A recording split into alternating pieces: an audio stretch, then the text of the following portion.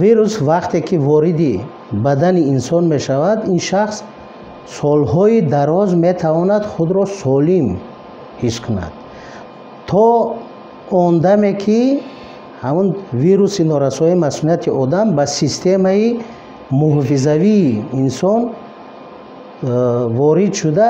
системаи муҳофизавии инсонро паст менамояд ва он шахс гирифтор мешавад ба бемориҳои ҳамрадифи бемории вируси норасоии масмумияти одам ба монанди кандидози ковокии даҳон, герпес, ё ки дар мо ҳамчун тавхол, дарунравӣ, баъд бронхити музмин, ба таври ҳамхел ё ки пневмонияи музмин ки бо доруҳои бигем антибиотикҳо табобат намешаванд. Барои ин шахс ҳатман азмоинаи